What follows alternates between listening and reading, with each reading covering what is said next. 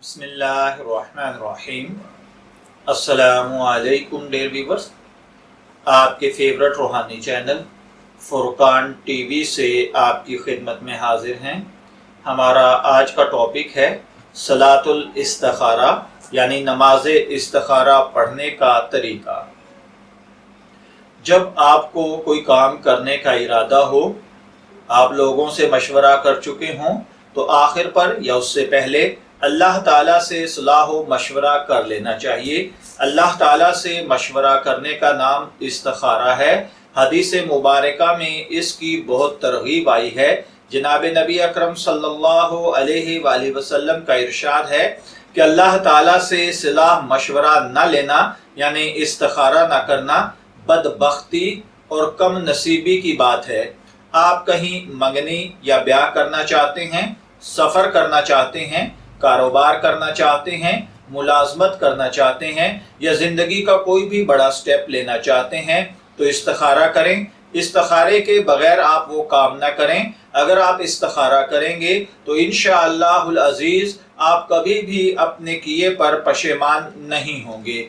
इस्तिखारा की नमाज का ये तरीका है कि पहले 2 रकात नमाज नफल, आमतौर पर हम जैसे नफल नमाज पढ़ते हैं, आप वही 2 नफल पढ़ लें और उसके बाद खूब दिल लगाकर दुआए इस्तिखारा, एक मुख्तसर सी दुआ है, आप गूगल पर सर्च कर लें या मुख्तलिफ नमाज की कुतब के अंदर ये दुआ मिल जाती है।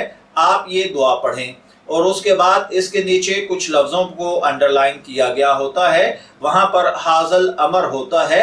हाज़ल अमर 2 से 3 दफ़ा उस दुआ में आता है।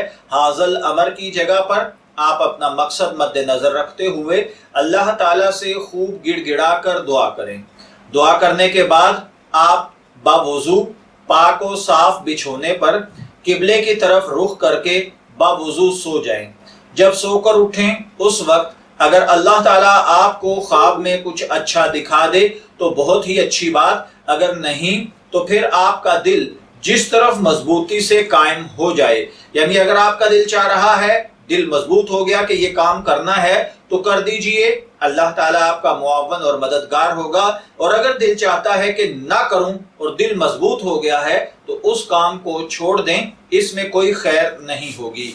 अगर एक दिन के अमल के साथ आपके दिल को इत्मीनान ना हो या कुछ मालूम ना हो और दिल के अंदर कोई तरद्दुद, परेशानी या खलजान रहे तो दूसरे दिन करें, तीसरे दिन करें, मैक्सिमम 7 दिन तक करें। 7वें दिन जो अल्लाह ताला आपके दिल में उस काम की अच्छाई या बुराई डाल दे उसके मुताबिक काम करें। अब याद रखिए कि हज के लिए जाना हो तो इस्तिखारा नहीं करना चाहिए। जब हज फर्ज है तो जाना ही जाना है। हाँ, ये इस्तिखारा किया जा सकता है कि मैं किस एयरलाइन से जाऊं या किस शख्स से टिकट लूं या किस जरिए से जाऊं। ये इस्तिखारा गलत है कि मैं हज पर जाऊं या ना जाऊं, या इसी तरीके से मैं उम्रे पे जाऊं या ना जाऊं, या इसी तरीके से मैं रोजे रखूं या ना रखूं, कुर्बानी करूं या ना करूं, ये गलत है। ये इस्तिखारा किया जा सकता है कौन सा जानवर कुर्बानी के लिए लूं, ये नहीं करना कि मैं करूं या ना करूं। तो इसी तरीके से जो अल्लाह के वाज़े अहकामात हैं उनके ऊपर इस्तिखारा नहीं करना चाहिए, ज़राए पर इस्तिखारा किया जा सकता है। मैं दुआ गो हूँ कि अल्लाह ताला हर भाई बहन को सही तौर पर अल्लाह से मशवरा करने का तरीका समझाए और अमल करने की तौफीक अता फरमाए। इजाज़त चाहेंगे, फिर मिलेंगे किसी नए टॉपिक के साथ। तब तक के लिए अल्लाह हाफिज़।